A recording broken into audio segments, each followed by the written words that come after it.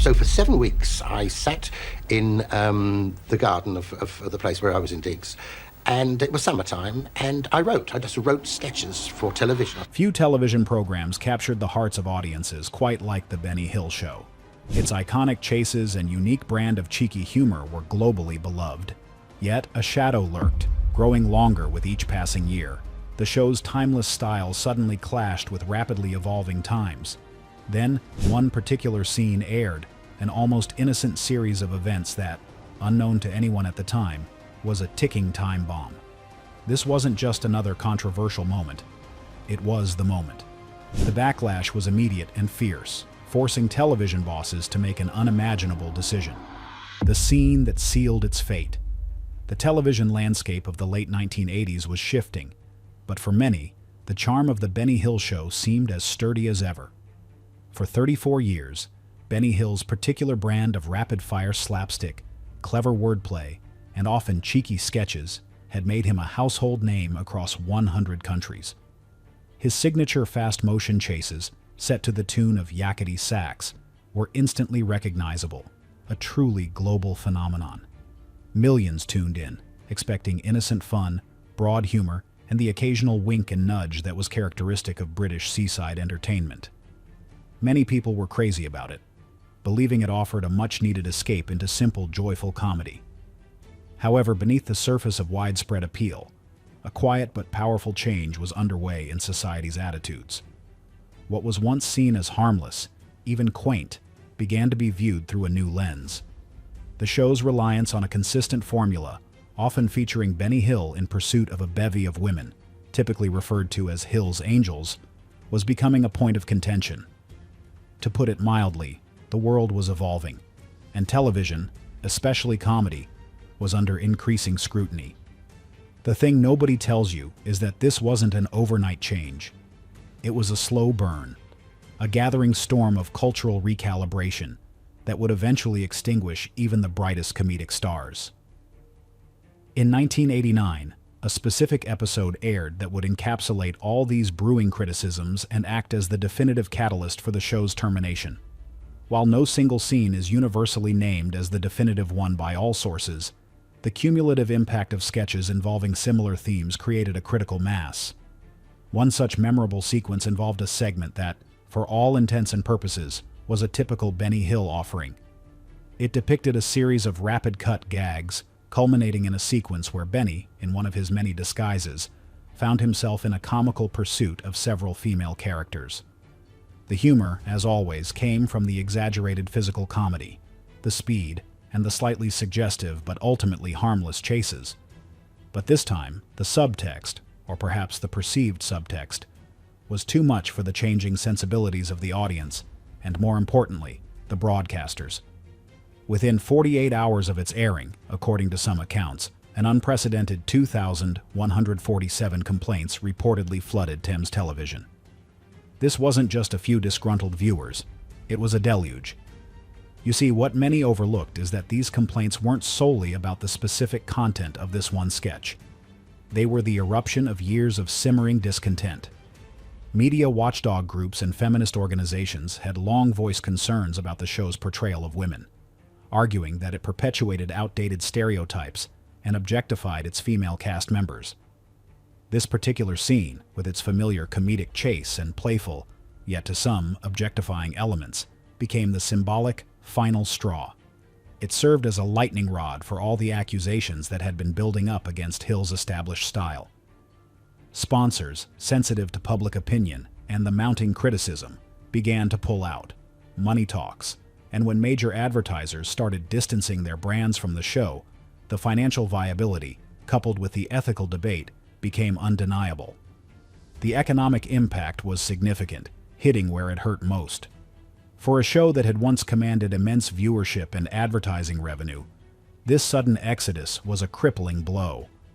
The BBC, which had originally aired some of Hill's work before his move to Thames Television, reportedly labeled it "the moment comedy died" for a certain generation, reflecting the broader cultural shift at play. The truth is more disturbing than anyone imagined. The cancellation wasn't just about ratings or cost, though those were factors.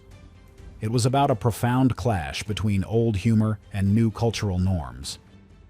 Benny Hill's show, once a testament to his comedic genius and broad appeal, found itself at the center of a swirling tempest of public outrage and critical condemnation. It was a stark reminder that even the most beloved institutions are not immune to the relentless march of cultural change. The very elements that had brought joy to millions became its undoing. The quick edits, the suggestive glances, the playful slaps, elements once seen as innocent fun, were now seen as problematic, even harmful. This one incident, this singular moment that drew such fierce opposition, set a new precedent for what was acceptable on television and forced a reckoning for the beloved comedian. The most shocking fact is that this wasn't an isolated incident, but the culmination of a decade where Hill's style was increasingly out of step. The comedy world itself was evolving, moving towards sharper, more self-aware humor, and Benny Hill's innocent, almost childlike leering began to feel antiquated, even regressive. But what was it about his unique brand of comedy that once captivated so many, and how did it suddenly become so controversial? When laughter turned to scrutiny. Before the curtains closed forever, The Benny Hill Show was a genuine phenomenon. It premiered on the BBC way back in 1955, a black and white world where television was still a novelty for many. By 1969, it had moved to Thames Television, where it truly hit its stride. For years, the show was a ratings powerhouse, consistently attracting massive audiences. In the early 1970s, a staggering 21 million Britons would gather around their color television sets for some good old family entertainment. That's a huge chunk of the population, a viewership figure almost unheard of today. This kind of reach meant Benny Hill was not just popular. He was woven into the fabric of British culture, and you can see this everywhere, from casual mentions to enduring parodies. His humor, you see, was rooted in a very British tradition. The cheeky seaside postcard, the music hall routine, the broad pantomime. It was physical comedy at its finest, a masterclass in timing and expression, often delivered without a single word. Hill was a chameleon, effortlessly slipping into a multitude of characters, from cheeky old men to bewildered foreigners, from lecherous professors to clueless politicians. He was a pioneer in using quick cuts and sped-up film, creating iconic chase sequences that felt both frantic and joyful. This made him an international star, with the show airing in over 100 countries, from the United States to Australia, and even in parts of South America.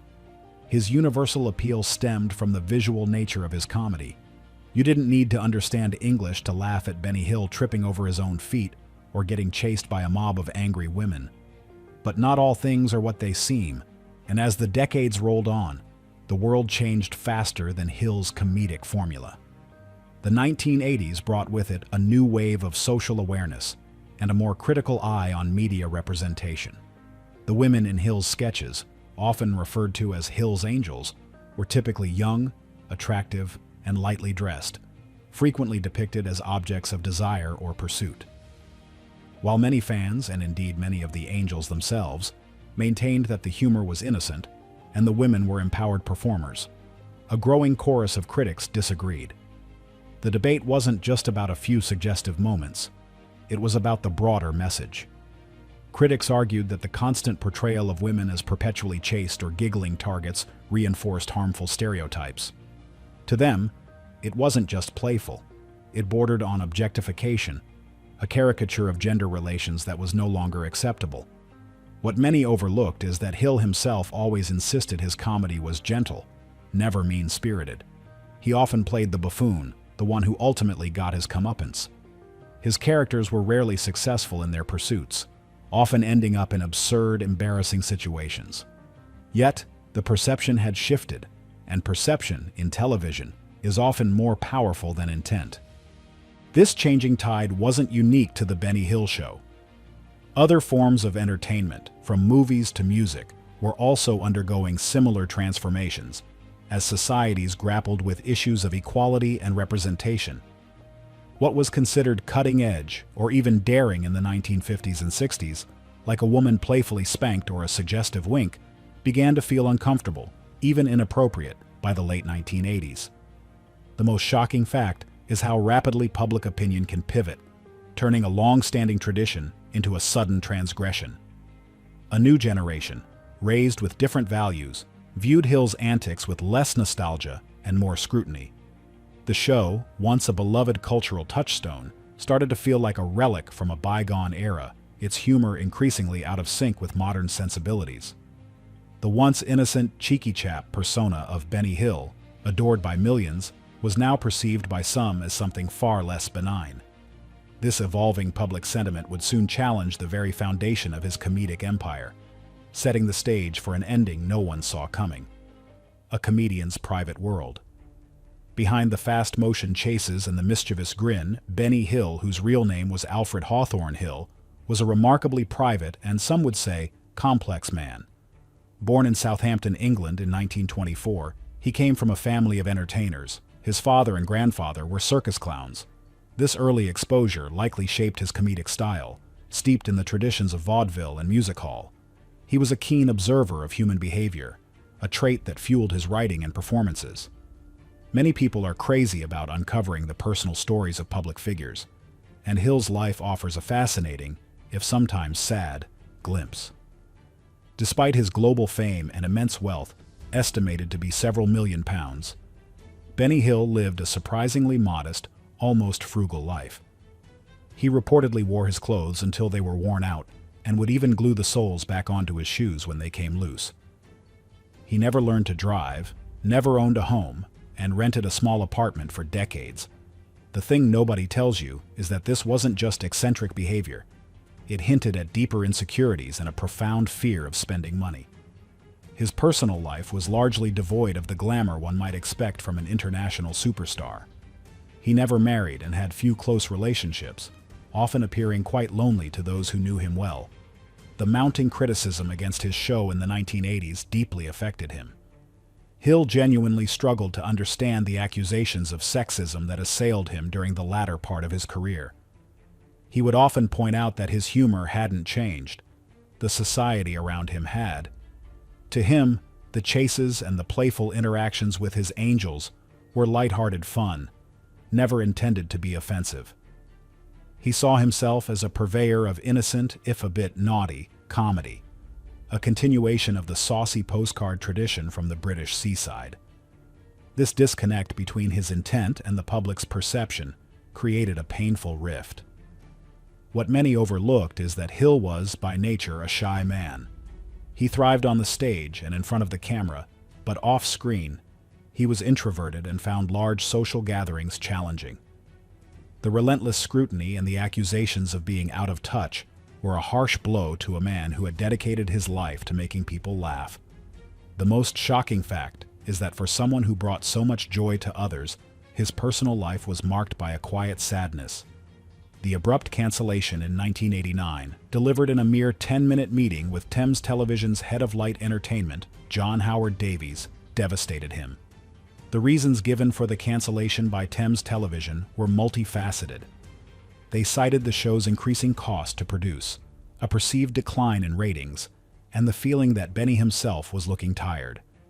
While these were presented as logistical and creative reasons, the underlying current of cultural disapproval was undeniable.